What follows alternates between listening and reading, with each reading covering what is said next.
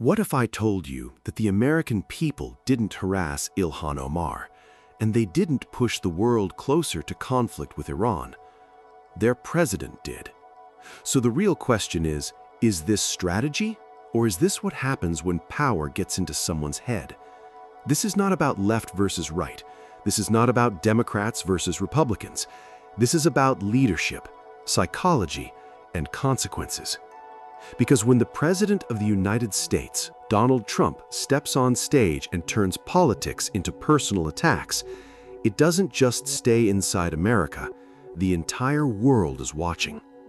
At a recent rally in Florida, Trump didn't debate policy. He didn't challenge ideas. He went after a person.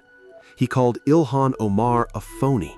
He repeated unproven personal accusations, and then, in front of a crowd, he told her to get the hell out. Think about that. This isn't a random internet troll. This is the president. From a psychological perspective, this is called character assassination. When someone avoids debate and instead attacks identity, background, or personal life, it's not strength. It's a shift from logic to emotion. And when that comes from the highest office, it sends a message that power can be used to humiliate, that disagreement deserves punishment, that dignity is optional. Now ask yourself, is this presidential behavior or playground behavior? America wasn't just built on military strength, it was built on image, stability, and leadership. But when the president publicly targets individuals like this, the message globally becomes very different. Allies feel uncomfortable, critics feel validated, and adversaries feel stronger. Because leadership is not just about power, it's about control over that power. Now let's talk about something even more dangerous, his rhetoric toward Iran. Statements like, "We'll send them back to the Stone Age." Think about the weight of those words. This isn't just talk, this is nuclear-era language coming from one of the most powerful positions on Earth. In psychology, this raises questions about emotional regulation. Because strong leaders don't just think about what sounds powerful, they think about what it triggers. Markets react, militaries prepare, nations respond, and suddenly, words turn into consequences.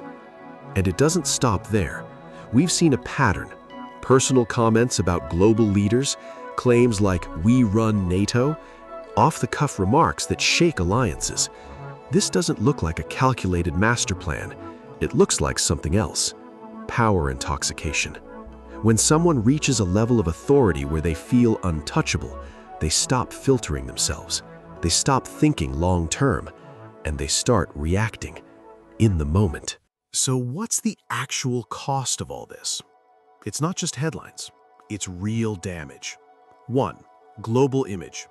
America starts to look unpredictable, emotional, reactive.